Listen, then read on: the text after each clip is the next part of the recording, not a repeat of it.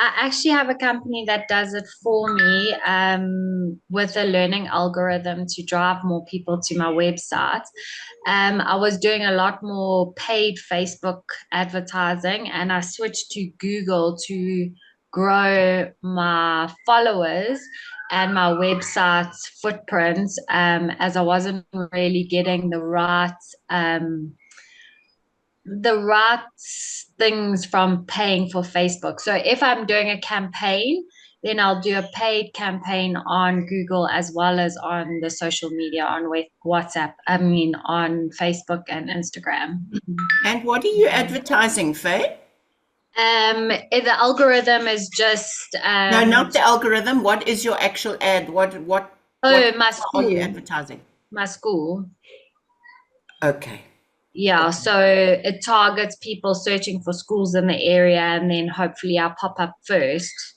Great. So anything to do with kids and schooling within my area. Very good. Faye, are you on the Beyond the Classroom group that I shared the link on? Yes. Oh, awesome. Great stuff. Amazing. Welcome. Great stuff. Welcome. And anybody else want to comment? You've got a few minutes here with Marinda paying attention because she's waiting for everyone to join. Nobody wants to say. So one of my challenges I can talk about is targeting the right people. I feel that our audience in South Africa, for example, is so skewed compared to the US or Europe or the UK or whatever, that, and a lot of people are on mobile and are connected to the internet. So if you don't get the objective, the content, the targeting 100% correct, you attract all these people who have a dream and are wishing. And you start paying for responses that will never be your ideal customer. So I have stopped doing Facebook ads because of that challenge. So any comment on that? So long, Marinda, you and I have spoken about it. But I will mention it in the presentation as well, but we have a huge challenge in South Africa with Facebook ads, because generally Facebook sees 2 million part of your audience as an audience that is worthy of advertising to. And usually, especially with, I'm going to use a nursery school, for instance, because I have a lot of experience with that, and I think Faye can relate to this as well. You know, you're in an area and your area is only that big, and you know that the people that are in your area are the only people that will be using your service. And so, you know, to get your message to the right person, even though you don't have 2 million people in your audience, is a huge challenge. But there are tips and tricks around that can make it a lot better. And using copy is one of them, but also setting up your audience is another part of it. So, you know, and something that we have to realize about Facebook ads is also, if you are putting up a budget of 20 Rand a day, you're going to get 20 Rand leads as well. If you're putting up a budget of 200 to 500 Rand a day, which is a lot, I know, but that's the quality of leads that Facebook will get you.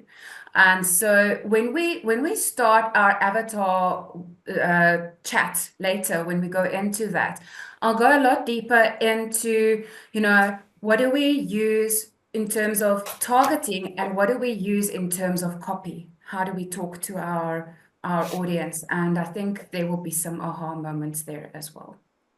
Very exciting. We are sort of over 10 o'clock. I've got to be honest, I was expecting lots of more people, but I don't think we can hang on too long because we've got so much to say. And I will make the replay available for everybody's benefit, because I think there's going to be so much to take in. People will want to re-watch this today. So let me first of all welcome everybody here. This is one of the most profound wish list presentations I've had on this agenda, as many of you know. I really need this. I make no bones about the fact that I am not an online advertising expert. I come from 30 years in marketing, but have always had agencies do this work. Hence, I am very respectful of experts in this space, because pretending you know it when you don't is very dangerous. And you can really waste your money critically. So I am absolutely thrilled and honored to welcome Marinda today. But just before I introduce her, I want a moment in the spotlight, because this presentation today has got direct impact. Sorry, let me just get back to my screen share. Are you seeing my screen share? Yes. Yes. I just want to talk about this because Marinda's expertise and presentation today is directly related to this offer I've currently got out, because where we came when we did the whole series of elevator pitch trainings, I discovered that many of you, first of all, don't step into or understand the transformation you deliver, the value you bring to your ideal customers. But part of that is you don't just have one offer you sell, because people meet you at different stages of their customer journey. So they might be top of funnel, middle of funnel, or ready to convert. But at each stage, you give them a different offer. Otherwise, they won't take the next step with you. It's like taking their hand and saying, come try this, like an appetizer for a meal. And then the main course, and then, oh, here's the cherry on the top, have some dessert. So what I have created, and I'm incredibly excited to have created, and thank you already for the people who've signed up, is this Yes Offer experience next week. Because if you are not clear on your offer ladder, for want of a better word, or the customer journey, what they do right at the beginning when they just get to meet you, and then when they want to do a micro commitment to get to know you a bit better and to build a bit of trust, and then take the big leap and invest in you. These are all different offers. So next week, I am going to build this offer experience with people, and I just want to, this is the sales page, which we will also study in the Yes Offer. But what you're going to walk away with is an offer ladder. You're going to have your lead magnets, your micro commitments, your core offer, which, by the way, is not your premium offer. You want to be able to upsell from your core offer. So how do you take people from your core main offer to something even bigger? VIP offer, or premium offer as we call it. Then to know exactly what to offer when, we will do a content strategy. You'll get those micro commitments that convert, the freebies or the low threshold tripwires that we get people introduced to, messaging, templates, etc., etc. So there's going to be 6 sessions. I've got pre-work going out tomorrow. So there's still some space for any of you who are keen to join today. There is still space. The pre-work goes out tomorrow to do your self-reflection, to get clear about what's missing. And then we are going to have a morning session at 10:30, Tuesday, Wednesday, Thursday, and an afternoon session on each of those days at 3:30. So there are going to be 6 sessions with a bit of homework in between. Lots of value bonuses, nearly 5,000 rands worth of bonuses, and you will walk away, because I deliver on my promises, as you know, with something that you can implement and that is going to change, I'm telling you, the way you market forever. So I am going to stop share. I am going to just quickly in the chat, for any of you who want to look at that sales page to learn more, I've put it into the chat. But I want to now just quickly introduce this gorgeous woman who is sitting here in front of you smiling. Who is Marinda? Well, she's a perfect juggler, because she's a wife and mum and has a school and also a business, multiple business owner. Her background's in payroll systems, and systems, interface training, business development, and strategy, which is why she's talking to you today, because she understands strategy and how promotion works into organic strategy. She's mastered the art of meta ads management and is a certified ads manager. So when you see on social media, somebody refers somebody who is a social media marketing ads expert, just check that they actually are certified and know what they're doing. So she also deals predominantly with real estate agents. So isn't that perfect for many of you? And gets leads for sellers and buyers. And loves helping and empowering businesses like me and you with ads to grow business. That's why I am working with Marinda, and I want to bring some magic and gold to you. So with no further ado, Marinda, please share your screen and kick off. There we go. I just want to make sure. Can everybody see my screen?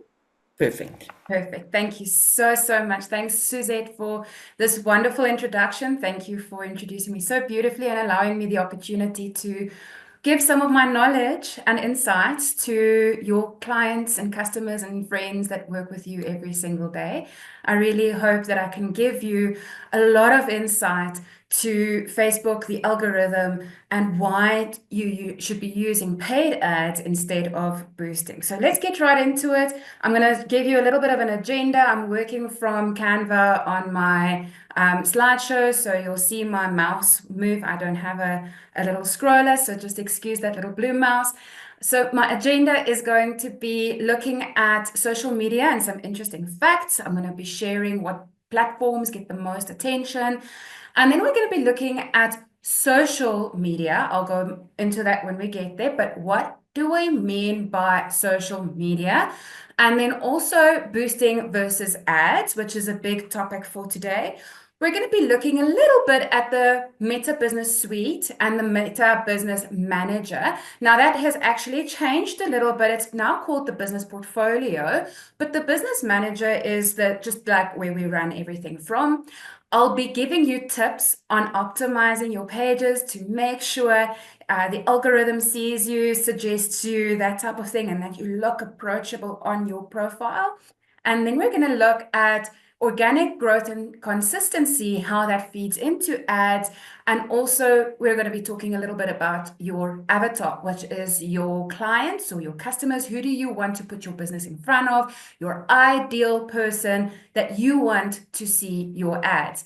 And then we're going to have a little bit of food for thought to end the session off on. And I'm going to be talking about your personal brand, or you can even turn this into your business brand as well, and just making sure we give off some professional vibes when we're putting ourselves out there.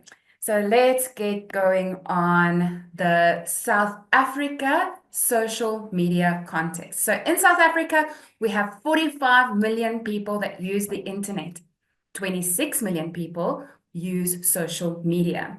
So South Africa has the highest internet usage rates in the world, and the average internet user is between 16 and 64 years old, and they spend around 9 hours a day online. That is a lot of time. And that's most of their day is spent online. And we want to use that to our advantage in order for us to be able to get our business and our message in front of them. So let's have a look a little bit at the different social media platforms and why we should be using some more than others depending on what we are promoting. Okay, so WhatsApp. WhatsApp has an extraordinary 93.9% of South African social media users on the platform. So if I'm putting ads out on WhatsApp, I am putting my ads in front of most people that are online. All right, so that's a good one to use, but we're not here to talk about WhatsApp today. Second in line, 88.4% of people in South Africa are on Facebook. Now, you'll also see TikTok, Instagram, Facebook Messenger are top 5. And I just want to stop at the top 5 very quickly, because you'll see 4 of the top 5 ones come from Meta. So WhatsApp is owned by Meta. Facebook and Instagram are also owned by Meta, and then the Facebook Messenger, and also the messaging platform on Instagram is also owned by Meta. It's just not listed there, but it is also. And so when we use Meta, the business that owns all of these different platforms, to do our advertising on, we are able to get our message and our business in front of an astounding amount of people. So those are just some stats, just out of interest, who's in South Africa and what are they using, and you'll see that Facebook is up there. Just another thing, a lot of people do use LinkedIn. It's completely up to who you are targeting. LinkedIn is another valuable tool, but we are here to talk about the Meta products and what they have to offer. So when I refer to Meta, I'm not necessarily just referring to Facebook. I'm referring to all the products within the Meta package, because Meta can send it out to all of them. But first, we have to sit still and have a look at all of these products. What are they really? They are social media. Social media requires us to be social.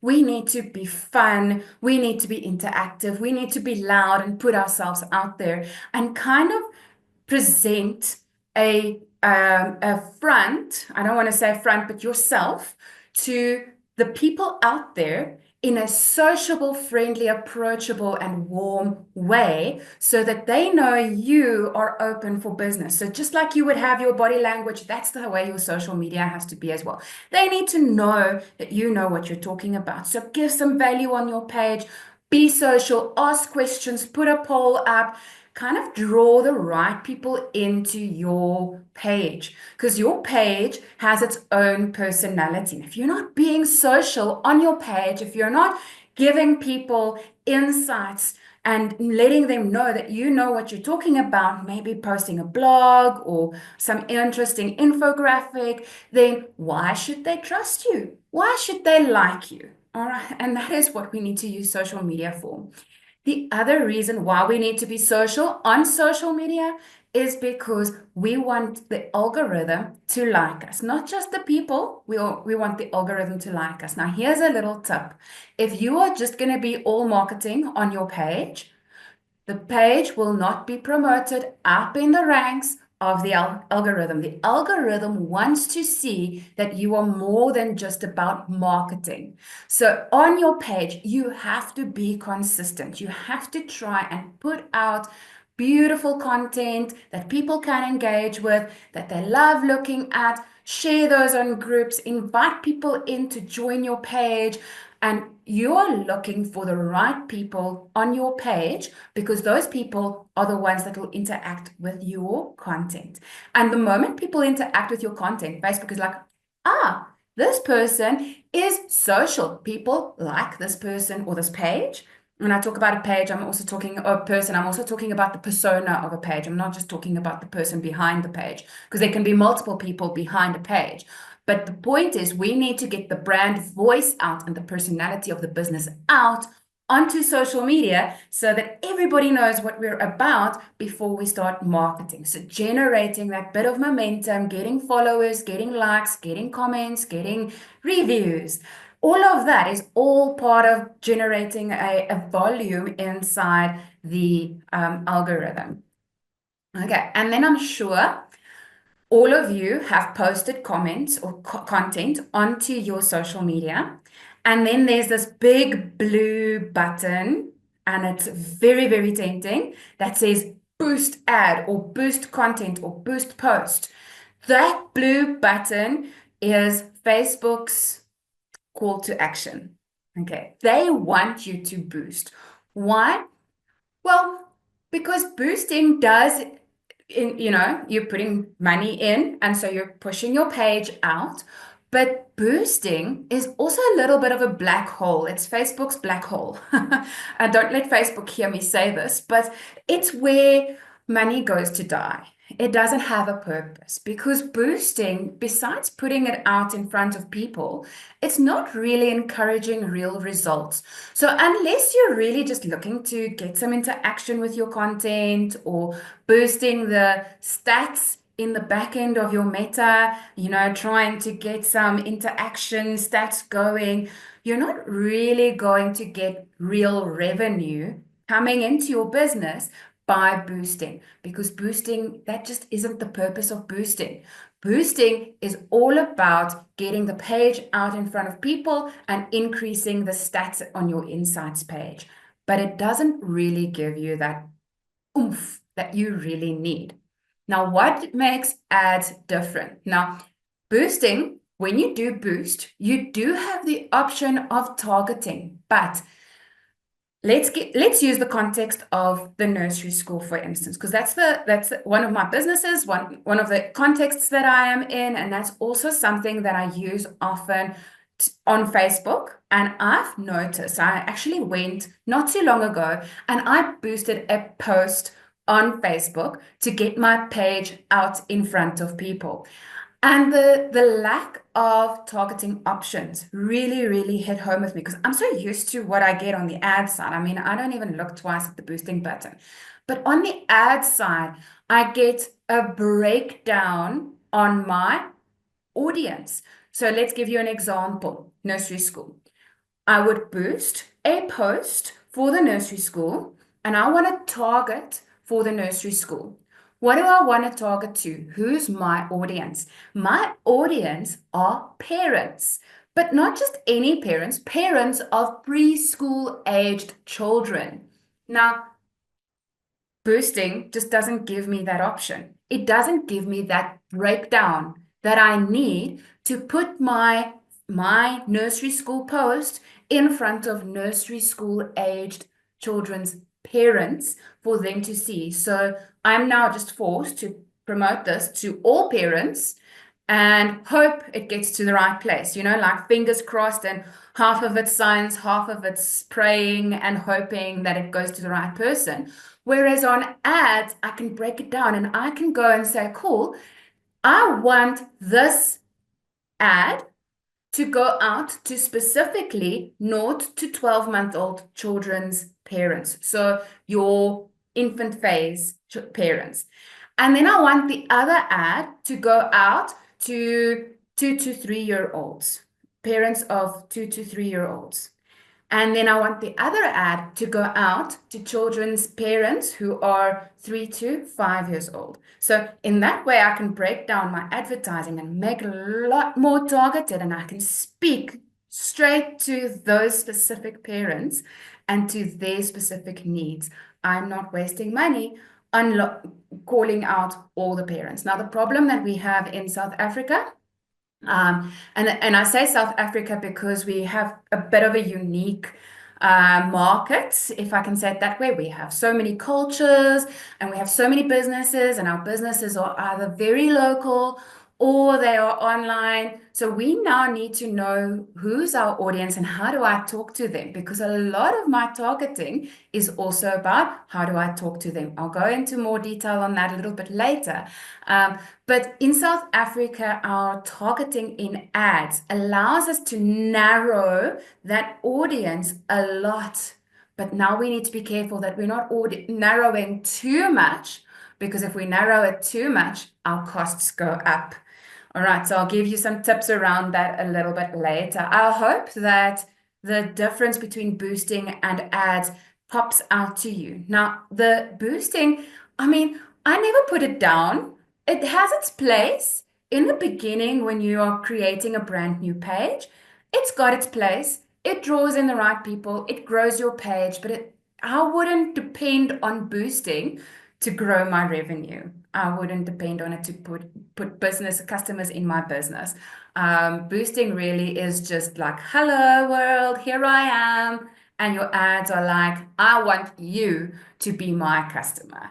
And yeah, so in that way, you need to choose wisely. How are you going to be spending your money? Let's look a little bit into the Meta Business Suite. And when I talk about the Meta Business Suite, I'm specifically talking about Facebook, Instagram, and WhatsApp, because you can send any ad to all three of those platforms, although Facebook and Instagram are the main focuses for ads in our Meta Suite. Now, in our Meta Suite, we have two sides to the Meta suite. We have the front end page, which is the business suite, okay? And that business suite is where I manage all my organic stuff. And when I talk about organic, I'm talking about all the free posts, all the free stuff that I do. I just put stuff on my page. I'm sharing it to my story. I'm sharing it to groups. That's all organic. And this is where I'm able to then see my activities, what has happened in the last month, how does that compare to my previous month? I'm able to access insights, what percentage of people interacted with my page, were they men, were they women, what age groups were they, in which areas were they? Unfortunately, in South Africa, we only get a breakdown to region size. So if you have a business in Johannesburg, but you want to focus on, say, two specific areas in Johannesburg, the breakdowns are unfortunately only Gauteng or Cape Town. They don't break it down any further because in the bigger world out there, Meta is designed for those businesses that the smallest area they would zoom in on is just a region. They don't look any smaller than that. And that's another place where in South Africa, we are very unique in how we market and how we need clients to interact with our pages. And also, this is also why we need a lot of strategy behind how we set up our ads and our messaging to our clients. Okay, so on our organic side, we can also schedule our posts, and we can also go into a consolidated inbox, which shows us all the messages that we got on all our different platforms except WhatsApp. So I don't want to go into WhatsApp too much today, but WhatsApp, you can access messages from there, but only if it's set up correctly. So there's just like that little asterisk I wanted to put up on that mention. Sorry if you see me looking that way, it's just that I'm presenting on a different screen, and so I just want to get my pain points there. Right, so the business manager, or better known as the business portfolio these days, you'll see that on your settings in your business suite, you are able to then go to a deeper setup of Meta, and that is your business portfolio. You are allowed to, I think business portfolios more recently is 2. You used to be able to have 5, but this is where you manage your assets. So the assets is your page, it's your campaigns. That's where I go into my ad account and I manage my budget and I manage what goes out to which clients. That's also where I go and set up my audiences. And I go and I set up verification on my domain. I can also track my clients. So this is a very, very interesting point that I just want to stand still on for a second. So you'll see there's pixels and tracking on my slide. They actually go together like this. They're two separate things, but they do go together. And so a pixel is super, super, super interesting. And this is something that I suggest. If you've got a page and you are using the paid ads, that you set up your pixel and you link it to your website as soon as possible. Now, what is that pixel? Have you ever gone to the Shein website and you've browsed and you've seen a dress and you think, oh, I would look amazing in that dress.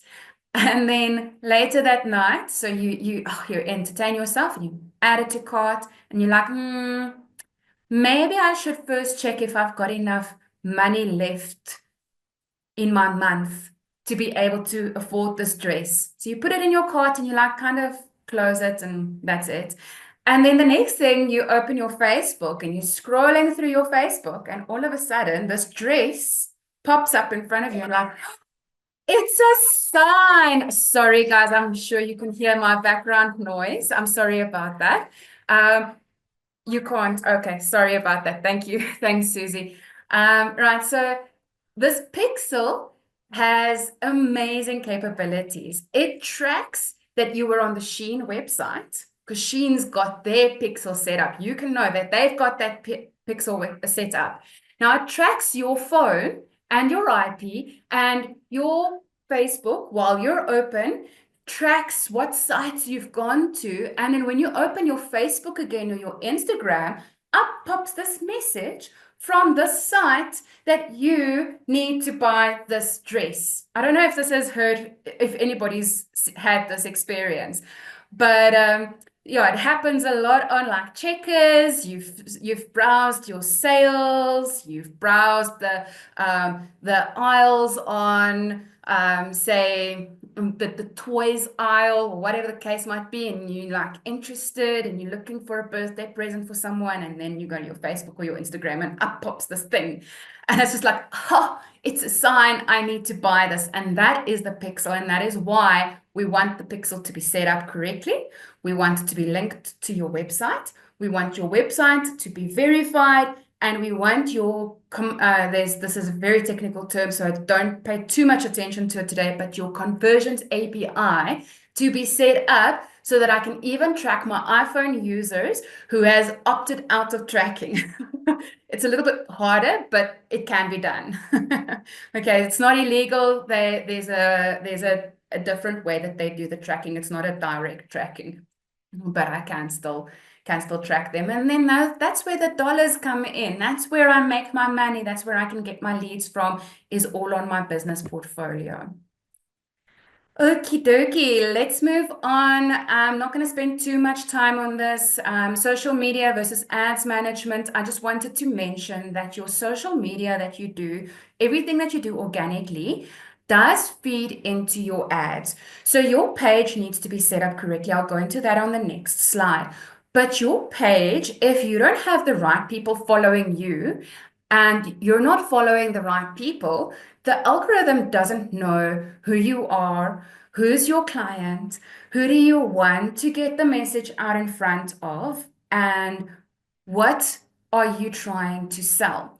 I'll give you a quick example. Up to now, my nursery school page has had quite a few nursery schools that have liked my page. Now, there's something that happened and I needed to change the way I do business, and I needed to pivot into a different direction. And so I had needed to go and review who is following me on my page and who am I following from my page, because that tells the algorithm who do I want to follow me and who do I want to get my message out across to. So I needed to be very strategic on that. And I think if there's one very big tip I can give you, is go and have a look. If your business has to do with women, please go take all the men that are following your page off your page, especially on Instagram. This is so important because this teaches the algorithm who needs to interact with your page. All right, so that's one thing that you can already do without any professional help that can just push you a step forward in that algorithm. Okay, so now you've built up a bit of time, people have followed you over time, and now all of a sudden you're pivoting, and Instagram and Facebook need to now reconfigure and figure out what is it that you want. So it does take a bit of relearning and it does take a bit of time, but eventually the algorithm picks up on the audience that you want and it just kind of redirects your message to the right people. Okay, and so yeah, it's taken me about 2.5 months to just kind of redirect my page. It's like a big ship that I needed to turn to face a different direction. Okay, so I just wanted to mention that. All right, and then organic page growth and why it's important. Organic is to create awareness, to educate your clients, to build know, like, and trust, to put up, it's your soft skills, it's your client relationships on social media, relationship building, it's engaging with your clients, it's building the algorithm, and it builds the ideal organic audience. And the bigger your ideal organic audience is, the cheaper your ads are going to be as well, because the algorithm already knows who you market to. So put in that hard work. It doesn't mean you can't do both simultaneously. You can do ads and organic simultaneously. What is important more than anything else is consistency. So your page will tell you in the back end in your Meta Business Suite how many pages, how many posts are required, how many stories are required for the algorithm to gain that momentum. And I know if you've been quiet for a while, then it pulls back a little bit, so it revises your goals and it slowly builds you up again to a place where you get more momentum. Okay, and it teaches Facebook who you would most likely engage with. Okay, so here's my big tip for the day. And this is an organic tip. And I've got permission to use this lady's pages. She was one of my very first people I helped set this up, and I didn't give it time between where I optimized her pages. So you'll see her followership looks pretty much the same. I took the screenshots on the same day. But it does help gain that momentum if we can optimize your page, and I'll tell you now why. So you'll see on the left-hand side of the screen is the Facebook before and after. What did we do? So first of all, she's not just an estate agent, she's a Lone Hill estate agent, but who does she work for? Her name is Gemma Horn. She works for Jarvis Lone Hill. Now, I just wanted to put a little asterisk in here again. Please make sure of your company. If you work for a company and you're doing stuff like this with a page, especially real estate agents, please just go check the social media policy of your company before you set up your page like this, because Jarvis, for instance, doesn't like their logo being used on their real estate agents' pages. And we found that out only after we did this. So she wasn't able to continue using her page the way she wanted to, or the way that it's optimally supposed to be used. But yeah, this would actually work really well if she would have been allowed to do this. And so we then indicated she works for Jarvis in Lone Hill. And then we gave a little bio. So we set up a bio, and we basically allowed the audience to see what she stands for, what service she can offer in what area, and a call to action. So this now, at one glance, draws her clients in and allows them to see, okay, this lady is in Lone Hill. I'm in Alberton. She's not going to work for me. Or yes, I'm in Alberton. Maybe I should give her a call. And that then draws her in, the clients in. And as you can see, her Facebook after and her Instagram after look very similar. So we set up her Instagram specifically as a real estate agent page. We put in some hashtags, and we gave the same message. So this is very important when you have multiple pages and a website and you talk to people and you have a WhatsApp, then it's very important that your bio speaks the same message to each of the different clients visiting the different platforms. So if I go to your Facebook and then I go to your Instagram, I need the same message to be conveyed on both sides. And also, very important, check your spelling. Make sure that you are, you're conveying trust in the sense of, I know what I'm doing, but I'm also very diligent to check my spelling and my grammar, and I know how to bring a point across. So selling yourself conveys that know, like, trust as well. And it gives your clients that something to hold on to, that you actually know what you're talking about. All right, then I also included her links. On her Instagram, I directed the people to Facebook. From Facebook, I directed them to Instagram. And on both platforms, I also included the link to her listings.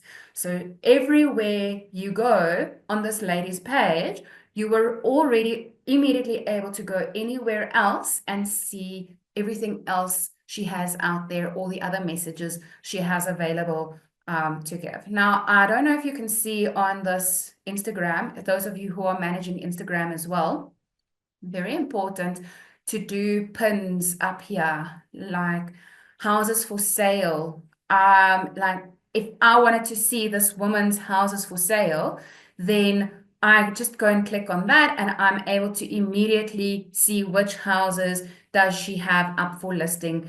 And then what are the highlights? Maybe I wanted to introduce her. So on highlights, I could have maybe renamed that to introduction, and I can go and read up on this particular agent and see reviews and that type of thing. So it's really just giving the person shortcuts and categorizing stories and posts that you've put out already and making it easy for clients to kind of see what you're all about in that bar of your Instagram. Okay, and just a little hint, that bar on your Instagram can only be set up from your PC. It can't be set up from the app. So you will need to access your Instagram from the PC side. That is it. Oh, and then also, besides the bio, you also need to make sure that all the contact details are set up correctly and that they don't have any spelling mistakes in. Go click on all of your links, make sure they work, and that they redirect your audience to the correct place. Oh, sorry, skipped the page. All right, I don't know if you just want to maybe take a photo of this, everybody. This is a very nice tips page. Everything that I've mentioned in the previous screen, basically just put out on here. So I'm not going to go into all of these. This is just a nice little tick list or checklist, sorry, checklist that you can use to kind of just go through everything and make sure that you've been able to use all of that. And something that I haven't mentioned is repurposing content. I'll rename that again on the next slide. But repurposing content, man, you don't need to be that creative to run a social media page. You just need to be able to use the same content in multiple different ways. So go write a big blog, go write out your company's big bio and everything you think clients should know about your business and pull it apart, like use excerpts and put stuff in like with a little image.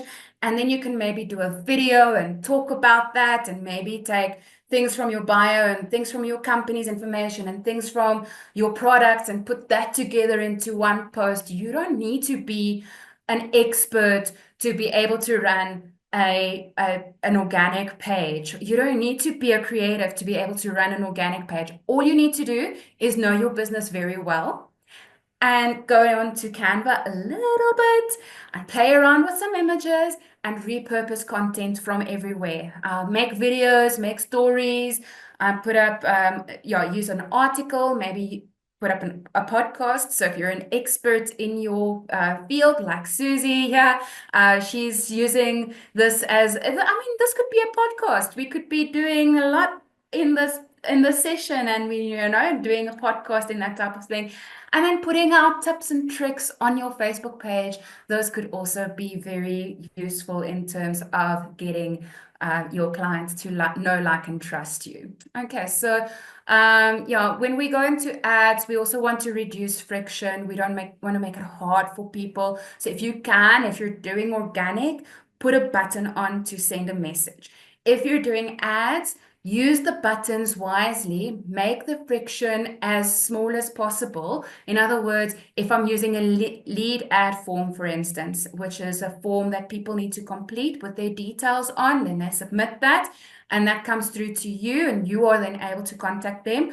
Don't go ask them a million questions before they need to submit their information. Let them submit their information, and when you call them, you ask the million questions. Okay, so you first want to get into contact with them with as little as possible friction, and then you need to ask all the questions that draw them out and draw them towards you instead of, just putting them off by asking them too many questions. Okay, but we're going to also do customer journeys. So I did say do regular customer journeys to check if your customer experience is great and how it is. And I think that's also feeding a lot into what Suze promoted a little bit earlier. So doing that customer journey audit and making sure that you aren't giving too much friction. Okay, I'm not going to go into the slide too much. If you're using social media, you should be engaging, entertaining, inspiring, and educating around your business. Okay, so those are it's just a nice little fun slide to give out a little bit of a what you should be doing type of thing. Let's talk about your brand. I'm steaming through this because I want to give time for questions and answers. So your brand on social media, you should know who you're talking to. You should know what their pain points are and what their challenges are, and you should be speaking to those pain points and challenges in all of your posts and your ads. You should be building know, like, and trust with your audience. So they want to engage with you. And when they do, you should be empathizing with them in a feel, felt, found way. I know how you feel. I felt the same, and I found that this works. And so feel, felt, found is a very nice way to convey that empathy. Yeah, go through your sales funnel, go through your offer, make sure your lead magnets are attractive, and that what type of leads are you getting. So that's a very nice way to audit the content and the ads that you are putting out, is what type of leads am I getting? Are the people that are submitting the leads the right people, or are they not the right people? Okay, so you need to make sure you know who you are supposed to be marketing to, and then match your actual leads up with your avatar or the persona that you want to market to. Great. Then converting and ascending, that's all up to you. You can't do that on social media. That's a personal contact. Converting someone to sign up with you, to use your product, to enroll their child, whatever the case might be. And then ascend is the type of service and product that you deliver. And you can then use paid ads to get all of that done.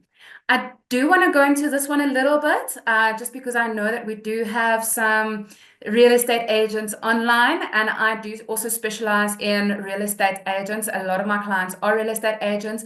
They're not necessarily active all the time, but because there's a long sales cycle, there is some things that you need to be aware of when you are promoting yourself on social media. And that is that a real estate selling cycle is a long selling cycle.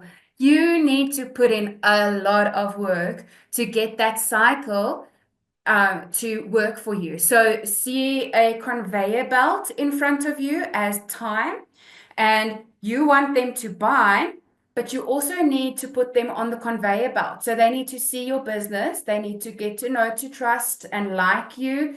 You need to have contact with them. They need to kind of engage with you and ask you questions. And eventually they'll be ready to buy or sell when they know they can trust you and depend on you, and you've been consistent over time. Okay, so what is this? You get a seller. That seller, once you've got a seller, you're marketing, you're educating, you're inspiring, you're engaging, you're showcasing their house, you're exciting people about their house, and maybe posting a few things that intrigue you about that house to intrigue your audience as well. And that is where you are establishing your know. So people get to know you, and then you get a buyer. So you've now intrigued someone enough. They've come, they've viewed, they've liked, they've trusted, and they've bought. That buyer might need to sell later. And so you've got them on your conveyor belt. Don't lose contact with them. Keep contact every year when it's their birthday, you know, make contact every now and again. When you need reviews, contact them every now and again. When it's an event like Christmas, or in America, if this was in America, it would be Thanksgiving or Independence Day. You know, those type of things need to be celebrated with your clients, and you need to be getting testimonials from them as well for them to be on this conveyor belt. That establishes trust. So not just do they know you, they also now trust you, and they also like you because you've been reaching out a lot. So converse and build. This is where I have my introductions. I engage a lot with my clients. And my social responsibility, if you are a real estate agent, please get involved with the community in which you sell. Know what's going on in that community. If there are problems like service delivery problems, make sure you get involved in helping to solve those problems. make sure that you are always engaging with the community about their challenges, so that when you're selling and this person has questions, the buyer has questions, you always know how to answer those questions, because that establishes that you know the product that you are selling, and you know the area that you are selling, and it really, really it engages in people around you. Yeah, and so then marketing, just you're educating people around what you're doing, you're giving out freebies, you're doing promotions. What I normally do with freebies, promotions, and values is I say to my real estate agents, when's the next race in your area? So like a 94.7 cycle race, or what do they call it these days, Joburg cycle, or maybe the Cape Tour, those type of cycle races, or marathons or fun races or something like that. If there's something in your area, make sure that you are in a road where you are visible, picking up litter, or neatening up things and signs, and maybe you're paying someone to cut down a bush so that people can run by easier, and you've got your signs out, and you're making sure this goes on your social media as well, and that helps show that community engagement for your clients. And then just when you're doing paid ads, there's 3 main elements. So this is another tip just on the paid ad side. 3 main elements that you need to test. And I do rigorous tests with my ads and my clients' ads. I do probably a week and a half of rigorous testing, where I really go and put the ad through the ringer, if I can put it that way. I test copy, I test the creative or the images, I test the headline. I go set up 2 or 3 different avatars, and I test those avatars. I make sure that the leads coming in, or the audience that this is going out to, is the right type of audience. So you can't just put an ad out and cross your fingers and hope that the right people come in. You have to test. And so there's a special way of testing, but these are just a few things that you can go and earmark, things that you need to implement in your testing to make sure that you are hitting the right notes with regards to them. And you can take a picture of this slide, I don't mind. It's just really a few things that I always look at. Okay, very important slide, this one, and you can take a picture of this as well, is how do I know who's my client? This is golden. If you can nail who is your client, what do they like, what books do they read, what activities do they do, you don't need to have to target them that badly on Facebook ads or on your campaign that you're putting out. You just need to know how to talk to them. So if there's a runner that wants to be able to improve on their endurance, and you have a product that can help them with that, you don't necessarily need to target runners, endurance, runners magazine, whatever else you've got there. You don't need to put all of that in your targeting, but you do need to talk to that. Are you a runner that wants to increase your endurance? Are you willing to test out a new product? I might have your solution. So talking to your audience in a way that pulls them out of the rest. If I see your ad, what is the first line just above your creative? Are you talking to me, or are you talking to someone else? Because if you are talking to me, and I can stop my scrolling at your ad, because the first 3 lines talk to me as a person, because you are aiming it at me, then I'll probably go, oh, okay, read more, and read the rest of your copy. I'll probably be drawn a lot to your emojis. So if there are things that you want to highlight, like benefits or things that makes you next level, your unique selling points, you want to go and put that on bullets so that people are automatically drawn to that section in your copy to see, okay, cool, this person does this for me, this person does this for me. It does not do this for me. So where it does not do something, put a cross next to it, or put a little, an emoji of a person doing this, something that tells them this is not what I do, but this is what you'll be getting. And that speaks volumes to people who are just scrolling and just skimming through your ad. Okay.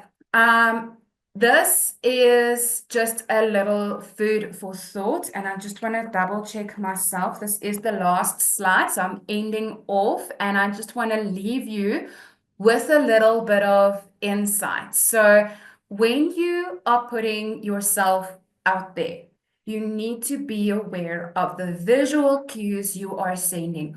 What is your brand voice? Are you sending clean, clear messages about who you are and what you want to represent?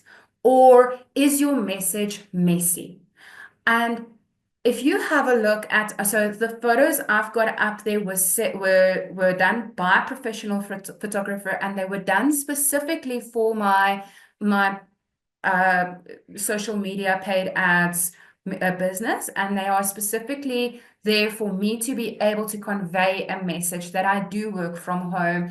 I am friendly, I am approachable, I am warm, and that is my message that I want to send. I don't want to work with someone who's cold, clinical, corporate, doesn't care about what impact they have on the world around them. And I'm really hoping that those messages, those images really do portray the correct message to you, because that is what I'm trying to get across. Make sure you have professionals on your side that can litmus test your images and your messages and make sure that you are conveying the right personal brand. And whether it be a personal brand, whether you are the face of your business or if you have a brand voice, either way, you need to make sure that that branding is spot on, because that is what will draw your clients in. At the end of the day, that's where your know, like, and trust is also built. Awesome. So that's it from me. I am going to hand back over to Suze. You should I just stop sharing? Okay, perfect. Thank you. Thank you. So thank you for that. The only thing is nobody knows how to get hold of you. So can you put some contact details in the chat, please? And I will obviously also share it in the replay email so that you guys can get in touch. I think it is pretty obvious this lady knows what she's talking about, but meets you where you are. So it's not going to be a horrible ad agency techie experience where you feel like a twit. I think, and I know personally from working with Marinda over the last few weeks, that it's really comfortable. It's like chatting with somebody who is actually working in your business. So Marinda, Bouwer, donkey, thank you very much. Yes, that little finger's up. I want to just open up anyway for questions. And what I wanted to just do is highlight some takeaways that I had to get you guys thinking, is that long cycle strategy that Marinda shared is incredible for everybody. The other big niche here, Marinda, is coaches. And your content, not that it's such a long cycle, but your content strategy that Marinda shared on that slide is very much what you coaches should be doing as well. And I thought there was a lot of really good stuff there. So we've done a lot of work on ideal customer avatars in this group, and you can now see why I keep harping on it and how important it is, not just for organic attracting the right people, but also you will need to know that stuff when you run ads. I particularly like the feel, felt, found, so I shall be borrowing that one. Thank you very much. And I then also started off with, and I'm going to just share my link again as well to the sales page, the fact that Marinda related to while you're building your organic strategy and using offers to promote and attract audience and attract leads, you need something to put out there. So again, if you haven't got lead magnets or you haven't got mini offers and stuff, please go and look at that sales page. I can promise you this is going to put all that in place for you, and it's going to make your advertising and promoting and your organic content that much easier. So with that said, I want to just straight away pick up a comment that was here. Since Marinda is a real estate expert, promotion expert, this is very interesting to me, and I have got obviously my opinions about your marketing strategy and all, but I want to read something to you, Marinda, and then you comment, please. With my membership at EXP Realty, which is significant, all my property adverts go directly to Property 24 and private property. I don't need what? As many as I want without additional costs. Now, what is the pros and cons of that with regard to doing your own targeted stuff? So, Susie, as someone that is at the prime of my age and, I'm ready to buy a lot of the times, I'm browsing and I want to know what's in the market. Things that are on Property 24 don't come to me. Whereas while I'm browsing Facebook and I'm looking at my social media, I am also seeing ads that are targeted to me. So not just do I have my social stuff on there, I also have things that would be an advantage for me to use in my personal life. And I mean, I've bought products off Facebook that I thought I would never buy because they have been coming to me and I didn't have to go out and look for them. So if you've got a house that is great for a 40-year-old with a husband and a child, and it's in the area that I want to see it on my social media feed because I don't want to, I don't have time. I don't want to. And you don't want to go and wade through Property 24 and everybody else that's listed there to find what's ideal for you. So guys, I really just want to make this point. We're not saying one or the other. You do them in tandem.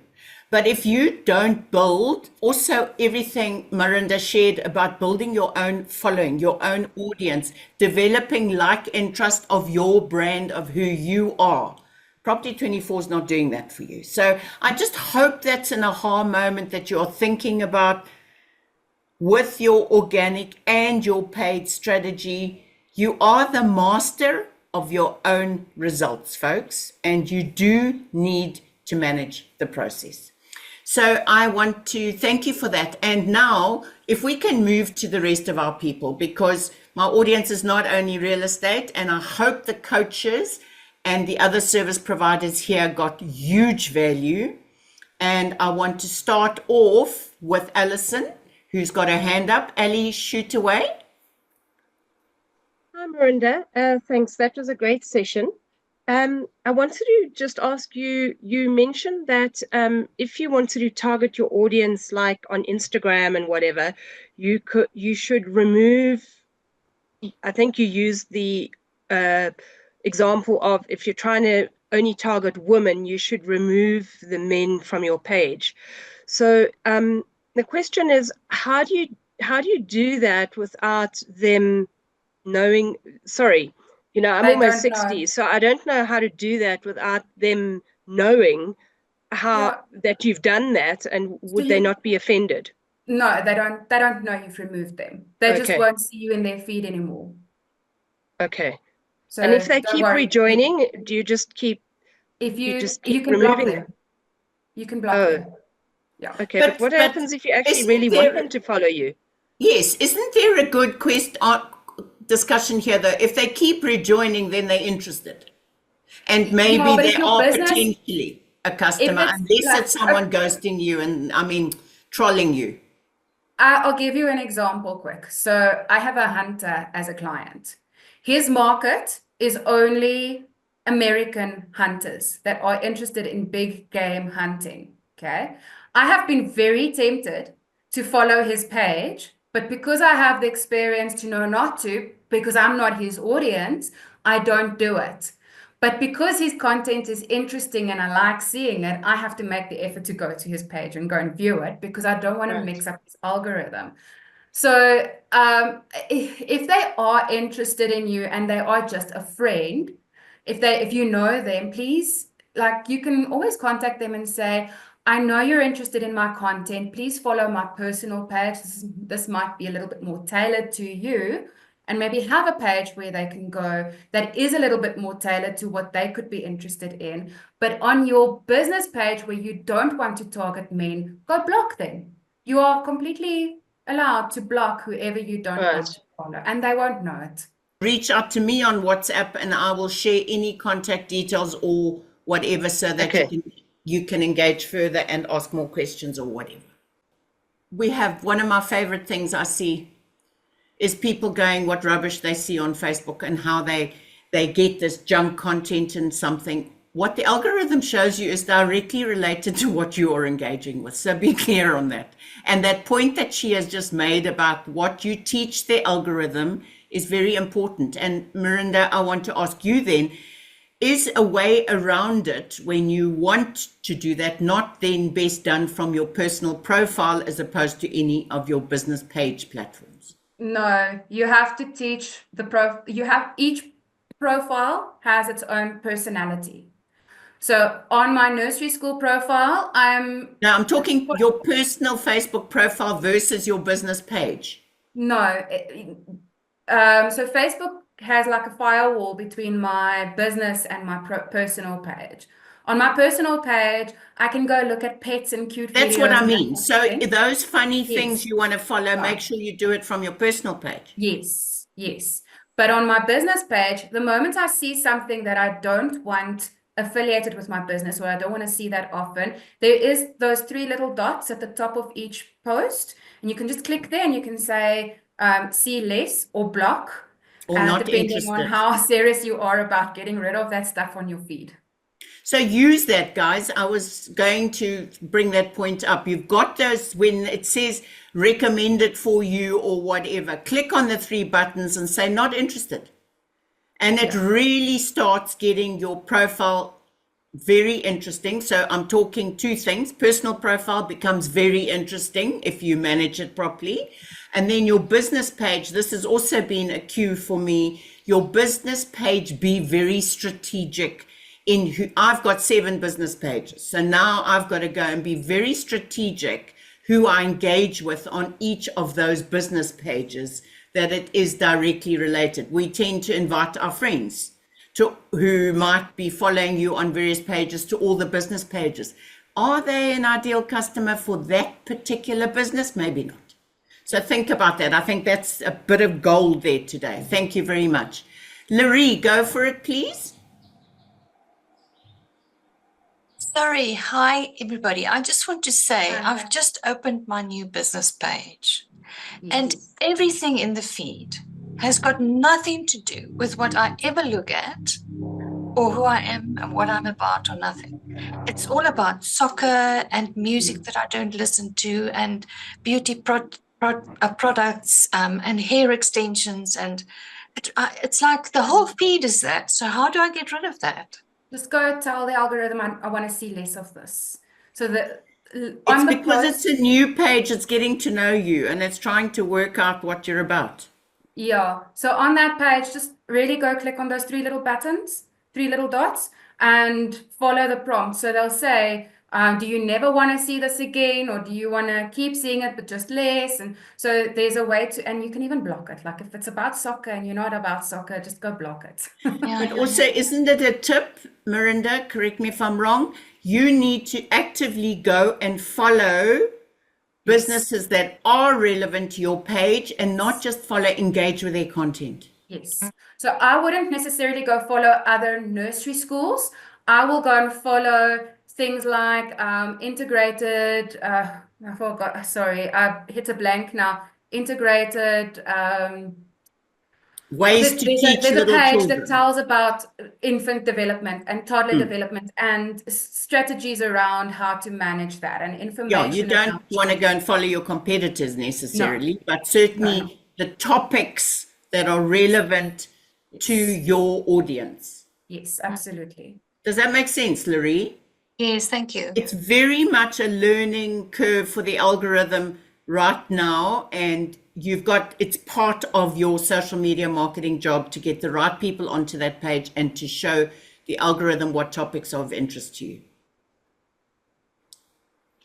Anybody else? Sorry, I just want to mention, sorry, Susie, I see there's questions in the chat that I just want to give some attention to. Oh, thank you. And now I'm so busy talking myself. My meeting chat's taking forever to pop up. I know there was one question asking, how can you get hold of me on social media? You can literally go to my personal profile, Marinda van der Walt, and I'm an open page. I'm a public page.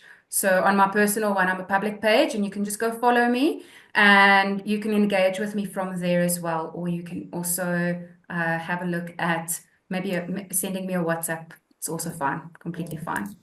If you are having struggle, I'm going to see if I can quickly get it and share the link. Marinda van der Walt, say. I hope it's the same one. No, got somebody else who works in Gansbaai. I'm going to send you my link on WhatsApp if that's okay, Susie. Please do that. Let's get it in here for people so that they can get hold of you right away, because we want to. Okay, not come through yet. I'm sorry, I'm just quickly sharing it to you. Susie, can I say something? Please do.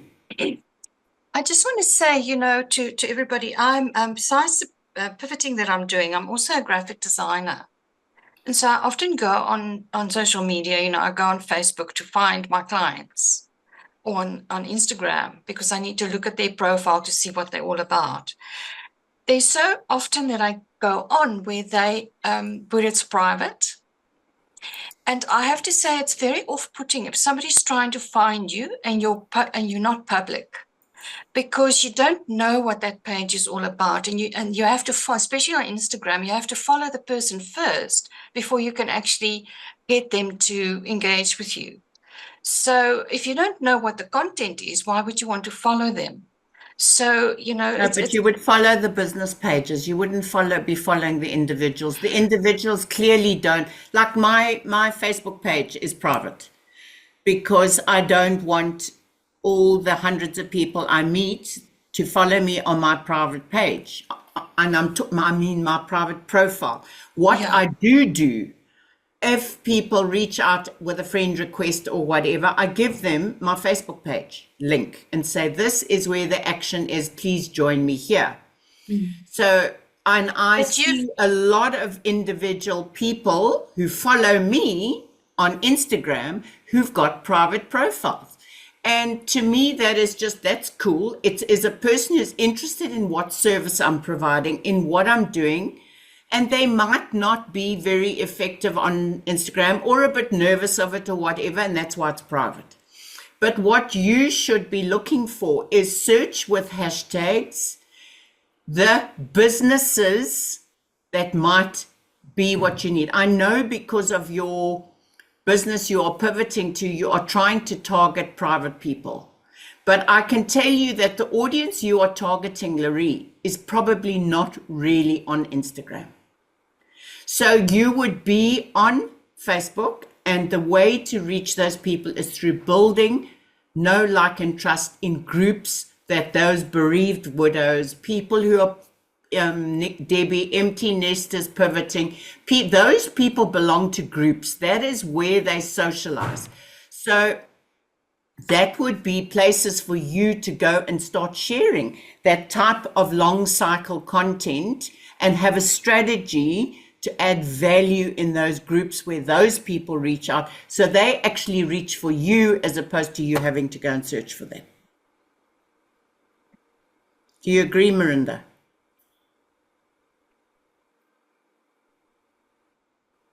Sorry, am I loud now? Yeah. My mute button is a bit awkward today. Yes, absolutely. So, yeah, you definitely need to put yourself out where you want to be found, and search what you want to find. And also make sure that you don't necessarily stop on posts that are in your business page, but just interesting to you personally. You need to switch that around, to go to your personal page. What I do, sorry, just a little tip from my side. If I'm on my personal page, especially on Instagram, and I see something that's relevant to my business page, I actually send it via Messenger to my business page. And then I go and follow it from my business page. So that boosts that page as well. So that's a way to cross-pollinate between your two pages and kind of, just balance out the likes in terms of the algorithm. I think one of the really good things that's come out of this is the tools that Meta actually gives you. With this strategy knowledge that you've been given here today, to actually manage that process. Who do you want where? You can block, you can show you're interested, you can show you're not interested, you can search with hashtags. Can you see what I'm saying? It's just that you actively need to be involved in what you are teaching the algorithm more than just dropping a post a day. Sorry for that. Okay, is everyone done? We've gone over quite long today, but man alive, I think that was so valuable. And for many of you who said that you haven't boosted and so on, I'm very glad to hear it. And now you probably won't do it. But I would urge you to reach out to Marinda to help you build your audiences, to start running your campaigns. And she's very generous with your knowledge. Marinda, forgive me if I say this, but I know these small business owners are tight on budget. Give her a bit of money, learn from the way she's doing this stuff, get actively involved with her, work with her, and then down the line, you will be able to do it for yourself. But you will learn so much about how your organic and your paid content works together. Sorry, I do see Yvonne's got a hand up. Sorry about that, Susie. Hi, Marinda. Thank you. This was fantastic. It's a pleasure. Because, yeah, it's a big area of development for me. Can you actually have a look at someone's portfolio if there's various, and various Facebook pages, Instagrams, etc. Can you actually sort of clean up? Can you just have a look at the whole, what's in there under my name, and we clean it up from the start, like We can delete, do that. etc. Like strategic that. looking at. I do what I call a social media audit. Yes. I do an audit and then I go through things like, are you following the right people? Are the right people following you? Are your audiences on Meta set up correctly? Is your Meta set up correctly? Is your page optimized? What does your profile photo tell people? What does your bio tell people? So I can do an audit like that with you. Thank you.